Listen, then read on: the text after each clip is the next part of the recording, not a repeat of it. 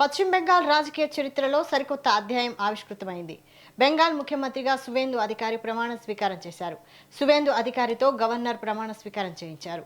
2026 assembly ఎన్నికల్లో ఘన విజయం సాధించిన భారతీయ జనతా పార్టీ తొలిసారిగా రాష్ట్రంలో ప్రభుత్వాన్ని ఏర్పాటు చేస్తూ అధికార పీఠాన్ని అధిరోహించింది. 10 ఏళ్లకు పైగా కొనసాగిన తృణమూల్ కాంగ్రెస్ పాలనకు ప్రజలు ఈ ఎన్నికల ద్వారా ముగింపు పలికారు. 294 స్థానాలున్న అసెంబ్లీలో బీజేపీ ఏకంగా 206 సీట్లు కైవసం చేసుకుని స్పష్టమైన ఆధిక్యం ప్రదర్శించింది. తృణమూల్ కాంగ్రెస్ 81 స్థానాలకు మాత్రమే పరిమితమైంది. ఈ చారిత్రాత్మక విజయంతో సువేందు అధికారి బెంగాల్ తొలి బీజేపీ ముఖ్యమంత్రిగా బాధ్యతలు స్వీకరించారు. మే 8న జరిగిన శాసనసభాపక్ష సమావేశంలో ఆయన పేరును అధికారికంగా ఖరారు చేశారు.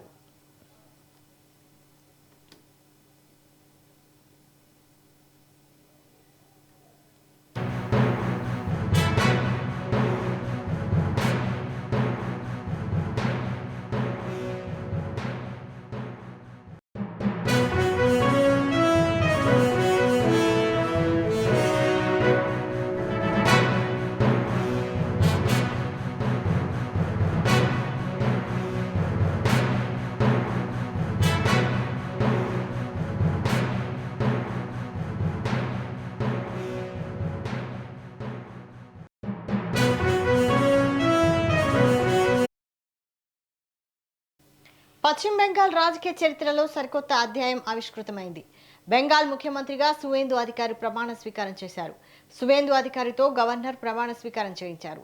2026 అసెంబ్లీ ఎన్నికల్లో ఘన విజయం సాధించిన భారతీయ జనతా పార్టీ తొలిసారిగా రాష్ట్రంలో ప్రభుత్వాన్ని ఏర్పాటు చేస్తూ అధికార పీఠాన్ని అధిరోహించింది.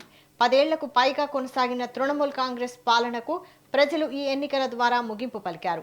294 స్థానాలున్న అసెంబ్లీలో బీజేపీ ఏకంగా 206 సీట్లు కైవసం చేసుకుని స్పష్టమైన ఆధిక్యం ప్రదర్శించింది.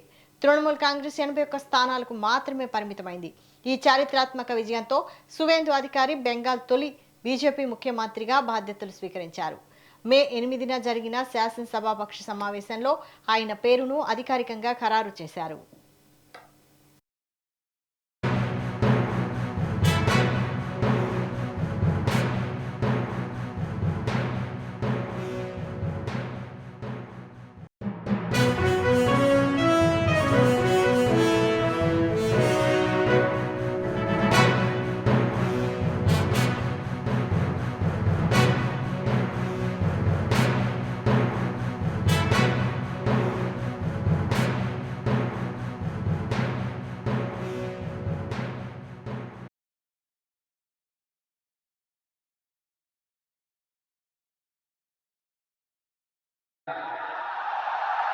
ঈশ্বরের নামে শপথ করিতেছি যে বিধি দ্বারা স্থাপিত ভারতের সংবিধানের প্রতি আমি অকৃত্রিম নিষ্ঠা ও আনুগত্য পোষণ করিব।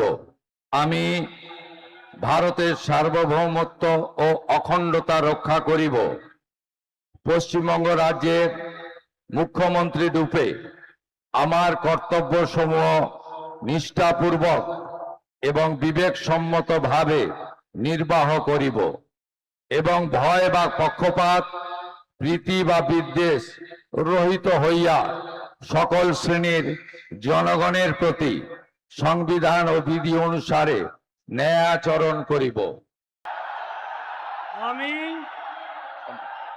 আমি শুভেন্দু অধিকারী ঈশ্বরের নামে শপথ করিতেছি যে পশ্চিমবঙ্গ রাজ্যের মুখ্যমন্ত্রী রূপে যে কোনো বিষয় যাহা আমার বিবেচনার জন্য আনিত হইবে বা আমি জ্ঞাত হইব তাহা মুখ্যমন্ত্রী রূপে আমার কর্তব্য সমূহের যথাযথ নির্বাহের জন্য যেরূপ আবশ্যক হইতে পারে তদ্গতিকে আমি প্রত্যক্ষ বা পরোক্ষভাবে কোনো ব্যক্তি বা ব্যক্তিগণের নিকট জ্ঞাপন করিব না বা প্রকাশ করিব না।